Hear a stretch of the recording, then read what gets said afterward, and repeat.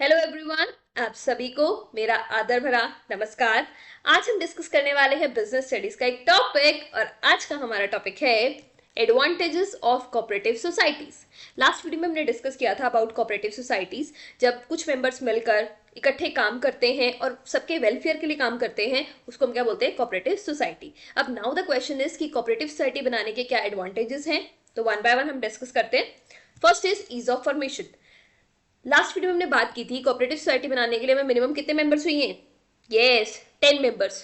तो 10 members minimum मिलकर cooperative society बना सकते हैं और कोऑपरेटिव सोसाइटी को बनाने के लिए आपको उसको रजिस्टर कराना पड़ता है। जैसे कि हमने बात की थी, कोऑपरेटिव सोसाइटी का रजिस्ट्रेशन क्या होता है, कंपल्सरी होता है। बट ये जो रजिस्ट्रेशन होता है वो बहुत ही सिंपल होता है, एक सिंपल प्रोसीजर होता है, बहुत ही कम लीगल फॉर्मेलिटीज हमें करनी पड़ती है और हम कोऑपरेटिव सोसाइटी को बिना किसी झंझट से रजिस्टर करा सकते हैं।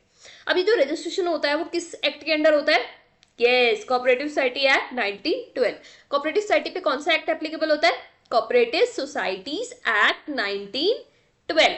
तो बहुत ही कम लीगल फॉर्मेलिटीज से हम कोऑपरेटिव सोसाइटी को बना सकते हैं। मतलब कोऑपरेटिव सोसाइटी बनाना कोई टफ टास्क नहीं है, बहुत ही कम फॉर्मेलिटीज होती हैं, बहुत ही सिंपल प्रोसीजर होता है। 10 मेंबर्स मिले, एक सिंपल प्रोसीजर फॉलो किया और हम उसको रजिस्टर करा देते हैं। तो इसकी एडवांटेज होगी ईज ऑफ फॉर्मेशन की, बनाना बहुत ईजी है, ऐसा नहीं कि बहुत सारी लीगल फॉर्मेलिटीज है। Hope that's clear. नेक्स्ट हमारे पास है इक्वलिटी इन वोटिंग स्टेटस। अब जैसे लास्ट वीडियो में हमने बात की थी कि कोऑपरेटिव सोसाइटी जो है, अब जब कोऑपरेटिव सोसाइटी को चलाया जाएगा तो उसमें कुछ डिसीजन लेने होंगे। तो वो डिसीजन कौन लेता है? हमने बात की थी मैनेजिंग कमिटी। मैनेजिंग कमिटी बनाई जाती है जो कि कोऑपरेटिव सोसाइटी के सारे डिसीजन लेती है, सारे काम करती है। तो अब क्वेश्चन ये है कि ये मैनेजिंग कमिटी में कौन कौन मेंबर होगा, वो कैसे डिसाइड होता है? वो डिसाइड होता है वोटिंग से। अब आपस में ही वो वोटिंग करके डिसाइड करते हैं कि कौन मैनेज करेगा। तो अब ये जो वोटिंग होती है वहां पे हर पर्सन का एक वोट होता है। तो यहाँ पे कौन सा प्रिंसिपल अप्लाई होता है? One man one vote. अब जैसे सपोज एक मेंबर है जिसने 20,000 लगाए हैं सोसाइटी में और एक मेंबर है जिसने 1 लाख लगाए हैं, बट वोट दोनों का एक ही होगा। मतलब ये नहीं कि अगर किसी ने ज्यादा पैसे लगाए तो उसकी ज्यादा चलेगी मैनेजिंग कमेटी को अपॉइंट करने के लिए। यहाँ पे हर एक मेंबर के पास एक ही वोट होगा, जो कि क्या है, एडवांटेज है कि यहाँ पे हम कैपिटल के बेस पे उनमें डिफरेंशिएट नहीं कर रहे कि इसने ज्यादा पैसा लगाया तो इसकी ज्यादा चलेगी और जिसका कम लगाया उसकी कम चलेगी। तो यहाँ पे जो वोटिंग राइट है वो कैसा है, इक्वल है।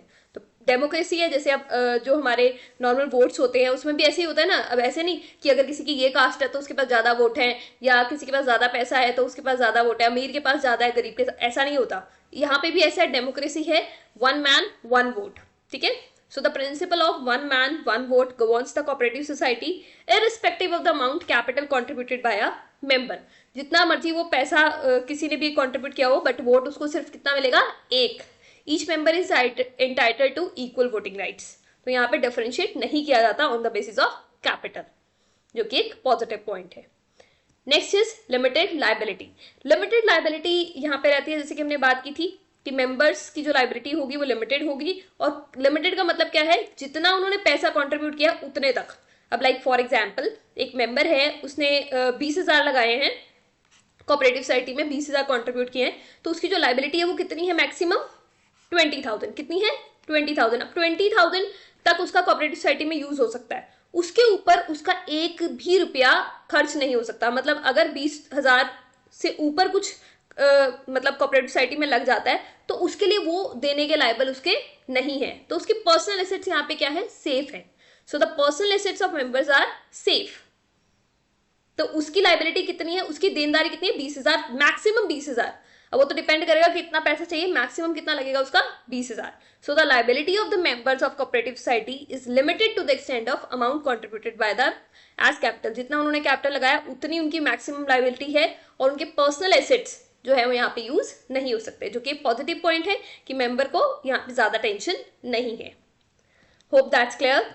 Next is stable existence. अब यहाँ पे हमने बात की थी कि कोऑपरेटिव सोसाइटी की एक लीगल आइडेंटिटी होती है, लीगल स्टेटस होता है इसके पास, जिससे हमने बात की थी कि ये कोई प्रॉपर्टी परचेज भी कर सकता है, ये किसी को मतलब कोऑपरेटिव सोसाइटी जो है वो किसी के खिलाफ केस भी कर सकती है, कोई इसके खिलाफ भी केस कर सकता है। इसको बोलते हैं लीगल स्टेटस। तो अब यहाँ पे कोऑपरेटिव सोसाइटी का अपना एक लीगल स्टेटस है, इस वजह से अगर कोई मेंबर आता है या कोई मेंबर जाता है उसका इस पे इम्पैक्ट नहीं पड़ता। अब जैसे कि हमने बात की थी, ओपन है यहाँ पे मेंबरशिप, कोई भी आ सकता है और कोई भी नोटिस देके जा सकता है। ठीक है।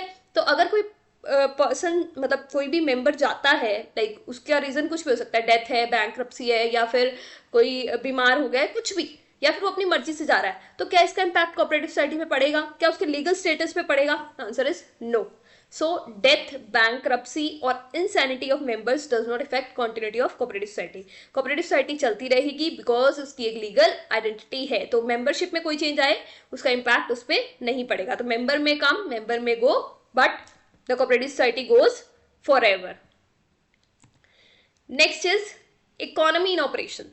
अब यहाँ पे जो एडमिनिस्ट्रेशन काम होता है, जैसे कि हमने बात की थी, वो मैनेजिंग कमेटी करती है, और जो मैनेजिंग कमेटी होती है वो मेंबर ही अपने में से कुछ मेंबर्स चूज करते हैं और वो काम करते हैं। तो वो काम करते हैं तो उनको मतलब वो बेसिकली सर्विस के लिए ही काम करते हैं, उनको हमें ज़्यादा रेम्यूनरेशन वैसे तो देनी ही नहीं होती नॉर्मली, या फिर देनी भी होती है तो बहुत कम होती है। तो यहाँ पे जो ऑपरेटिंग एक्सपेंसेस होते हैं वो बहुत कम हो जाते हैं, बिकॉज मेंबर्स आपस में ही काम कर लेते हैं। ठीक है, तो इसलिए जो कोऑपरेटिव सोसाइटीज होती है उनका जो खर्चा होता है वो बहुत कम होता है। और वैसे भी लाइक ये जो कोऑपरेटिव सोसाइटीज होती है उनका ऑब्जेक्टिव बेसिकली क्या होता है? उनका ऑब्जेक्टिव होता है कि एक तो मतलब जो हमारे मेंबर्स हैं उनको एक्सप्लॉइट ना किया जाए और उनका फायदा हो। तो यहाँ पे इकोनॉमी इन ऑपरेशन इस तरीके से भी है कि कोऑपरेटिव सोसाइटी इस तरीके से चलती है जिससे मेंबर्स का ज़्यादा से ज़्यादा फायदा हो। लाइक कंज्यूमर कोऑपरेटिव सोसाइटी है तो वहाँ पे हमारा मेन देखा जाएगा कि हम जो सामान है वो कम से कम पैसे में ले सकें।